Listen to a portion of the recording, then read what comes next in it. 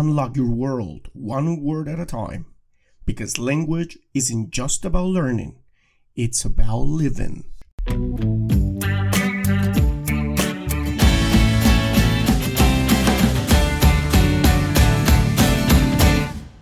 Let's get started. Wonderful listeners, welcome back to the Languages Pedagogy Podcast, where we explore the art, science, and sheer joy of language learning.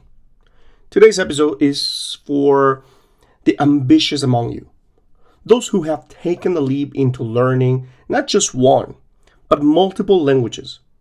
If you've ever wondered how to juggle several languages at once without losing your mind or your proficiency, you're in the right place.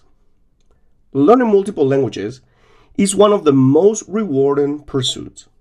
It opens doors to cultures, friendships, and opportunities that might otherwise remain closed. But it's also a complex balancing act. How do you stay fluent in your second language while starting a third, or even a fourth? How do you ensure that the languages you've worked so hard to learn don't start slipping away? Today we'll tackle these questions head on. Together we'll explore, first, the unique challenges and rewards of being a polyglot. 2. How to organize your learning schedule to give each language the attention it deserves. 3. Techniques to avoid language interference and keep your languages distinct. 4. Strategies for maintaining fluency in languages you've already mastered. And 5. The mindset needed to approach polyglot life with balance and joy. This episode is packed with insights, practical tips, and stories from successful polyglots who've mastered the art of balancing multiple languages. Whether you're just starting your journey as a polyglot or you've been juggling languages for years, there's something here for everyone. Let's dive in. Audio Jungle.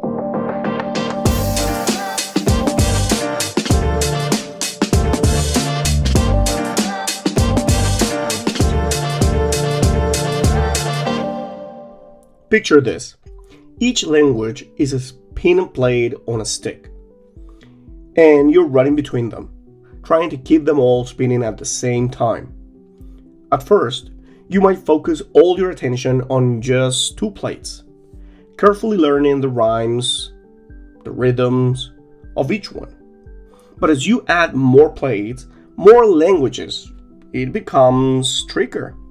The challenge isn't just learning a new language, it's maintaining the ones you've already learned.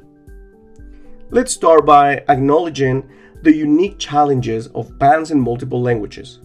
One of the biggest hurdles is language interference. This happens when the vocabulary or grammar of one of the languages starts creeping into another. For example, if you're learning Spanish and Italian simultaneously, you might accidentally say yo sono instead of yo soy, mixing Spanish and Italian.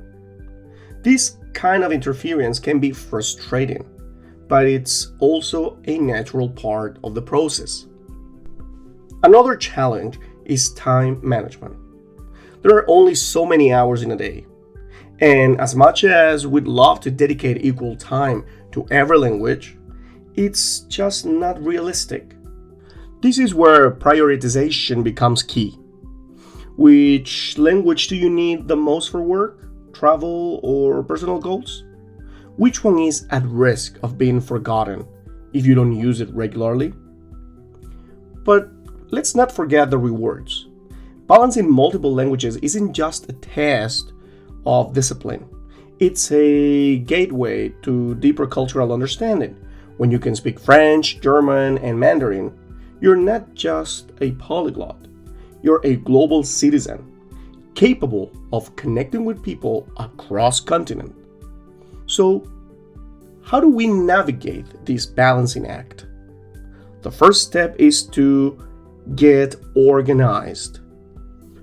One strategy that many polyglots swear by is rotational learning.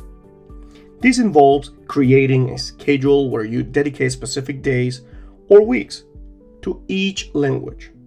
For example, Mondays and Wednesdays, Spanish, Tuesday and Thursdays, Mandarin, and Fridays, review day for both languages.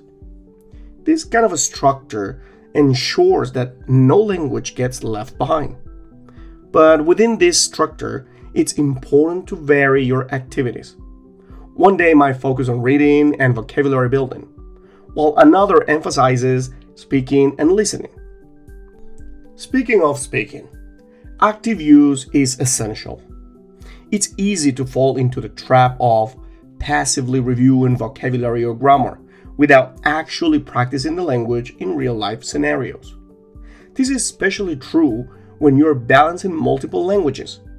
You might feel tempted to just review instead of diving into a conversation.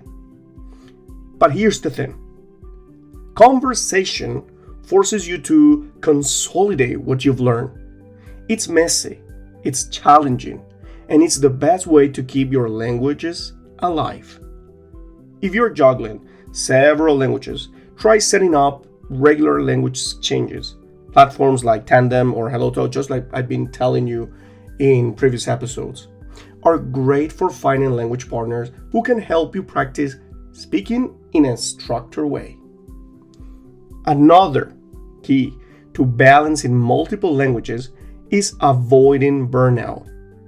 It's easy to feel overwhelmed when you're managing 3, 4, or even 5 languages at once. That's why it's important to set realistic goals. Instead of aiming for perfection in every language, focus on progress. For example, if you're starting a new language, your goal might be to learn the basics of conversations within 3 months. For a language you already know well, your goal might be to read a novel or watch a series without subtitles. For a language that's starting to slip, your goal might be a weekly conversation session to maintain fluency. These goals should be flexible enough to adapt to your schedule and energy levels. Now, let's talk about avoiding language interference. One effective technique is to anchor each language in a specific context. For instance, use French for work-related tasks. Use Italian for travel planning and food-related vocabulary. Use German for consuming news and podcasts. By assigning each language a distinct domain, you create mental boundaries that reduce the chances of mixing them up. Another strategy is cross-training, where you use one language to learn another. For example, if you're fluent in Spanish and learning Portuguese, you might use Spanish language resources to study Portuguese. This not only reinforces your Spanish, but also helps you see the connections and differences between the two languages. Maintaining fluency in languages you've already mastered is another challenge. The key here is consistency. Even if you don't have time to practice every language every day, try to incorporate them into your routine in small, manageable ways. For instance, listen to a 10 minutes podcast while commuting. Listen to this one, for example. Read a news article during your lunch break. Write a short journal entry in one of your languages before bed. These small daily habits add up over time and help prevent your languages from slipping into the forgotten category. Finally, let's talk about the mindset needed to balance multiple languages. Being a polyglot is as much about your attitude as it is about your strategies. It's about embracing the messiness of the process and celebrating small victories along the way. Remember, perfection is not the goal. Progress is. Every time you mix up a word or stumble over a sentence, you're learning. Every time you switch seamlessly between two languages in conversation, you're growing. Being a polyglot isn't just about learning languages. It's about learning how to learn. It's about discovering your strengths, understanding your limitations, and finding joy in the process.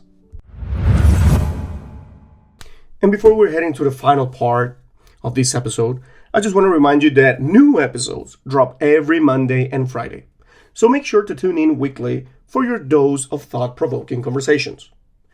You can also find our show on Spotify, Apple Podcasts, and YouTube. And if you have some time, you can also pay a visit to our website, MikeEnglishOnline.com, where you will find tons of resources for your daily learning or teaching. Don't forget to subscribe, rate, and follow us for more.